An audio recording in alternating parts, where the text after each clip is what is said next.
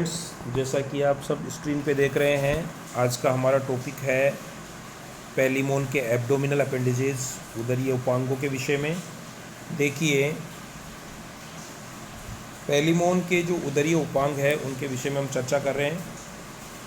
पैलिमोन के उदर के 6 खंडों में से प्रत्येक में एक जोड़ी उदरीय उपांग पाए जाते हैं। अर्थात पैलिमोन के अंदर उदर के अंदर 6 खंड है और इन 6 खंडों में प्रत्येक खंड में एक जोड़ी उदरीय उपांग यानी कि एब्डोमिनल अपेंडेजेस पाए जाते हैं। इनमें से पहले 5 जोड़ी जो उदरीय उपांग है वो चूँकि तैरने के लिए काम में आते हैं, इसलिए इनको प्लवपाद या प्लियोपोड्स कहते हैं, जो सामान्यतया पेडल्स की भांति प्रयोग में लिए जाते हैं।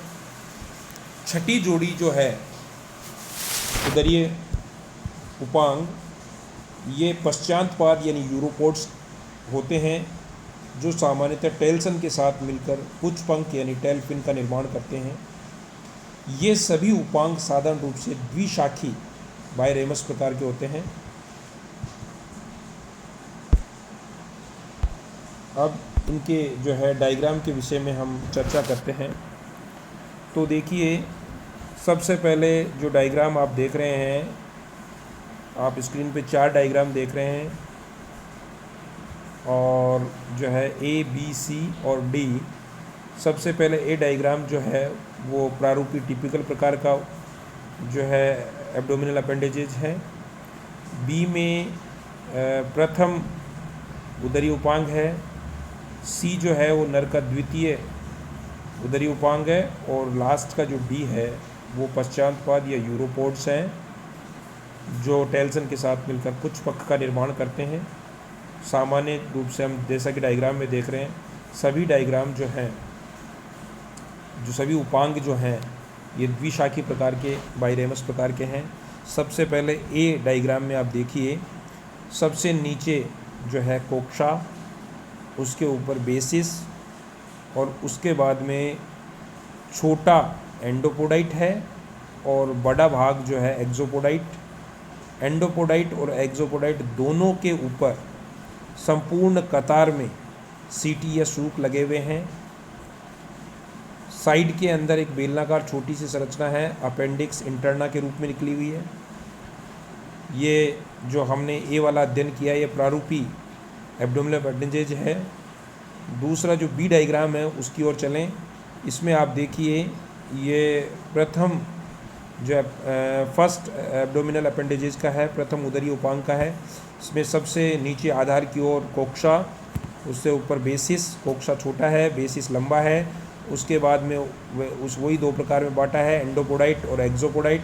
एंडोपोडाइट छोटा है एक्सोपोडाइट की तुलना में, एक्सोपोडाइट काफ़ी बड़ा है। एंडोपोडाइट और एक्सोपोडाइट के संपूर्ण जो है सतह पे जो है स्ट्रूक या सीटी पाए जाते हैं। फिर डायग्राम सी पे आइए। ये देखिए, नर का द्वितीय उदरी उपांग है जो है, इसके अंदर देखिए सबसे नीचे आधार भाग में कोक्षा, उसके ऊपर जो है बेसिस। बेसिस के बाद में आप देखिए अपेंडिक्स इंटरना प्रारूपी की जैसे। उसके बाद अपेंडिक्स मैस्कुलाइना, ये 2 भागों में बट गया है। अपेंडिक्स भी 2 भागों में बट गया है, अपेंडिक्स इंटरना और अपेंडिक्स मैस्कुलिना। जबकि हमने पहला वाला जो ए डायग्राम देखा था, इसमें अपेंडिक्स इंटरना ही था। अब ये 2 भागों में बट गया, अपेंडिक्स इंटरना और अपेंडिक्स मैस्कुलिना। जो मैस्कुलिना है वो बड़ा है, इंटरना छोटा है। और एंडोपोडाइट और एक्सोपोडाइट का आकार में ज़्यादा डिफरेंस नहीं दिख रहा है, फिर भी एंडोपोडाइट छोटा है, एक्सोपोडाइट थोड़ा बड़ा है। दोनों की संपूर्ण सतह पर सीटी या सूक पाए जाते हैं। उसके बाद में हम आगे चलते हैं डायग्राम डी की ओर। डायग्राम डी है जो पश्चातपाद या यूरोपोड का है। इसमें सबसे नीचे आधार भाग में सिम्पोड दिख रहा है, एंडोपोडाइट दिख रहा है, सुचूर, इनके अंदर जो खांच है दोनों एक्सोपोडाइट और एंडोपोडाइट के बीच में। फिर दोनों के जो है किनारों पर संपूर्ण सतह पर सीटी या सूक पाए जाते हैं। इस प्रकार ये हमारे डायग्राम्स हो गए। अब इनके बारे में हम थोड़ा थोड़ा पढ़ रहे हैं। देखिए, सबसे पहले प्रारूपी उदरीय उपांग के विषय में हम चर्चा करें तो देखिए, टिपिकल एब्डोमिनल अपेंडेजेस के बारे में बात करें। एक प्रारूपी उदरीय उपांग जैसे तीसरे, चौथे और 5वें के जो पूर्व पादांश यानी प्रोटोपोडाइट की रचना में एक वलय के समान कक्षांग और एक बेलनाकार बेसिस होता है। बेसिस पर पत्ती के समान चपटा छोटा अंतःपादांश एंडोपोडाइट और बड़ा बहिर्पादांश देखने को मिलता है।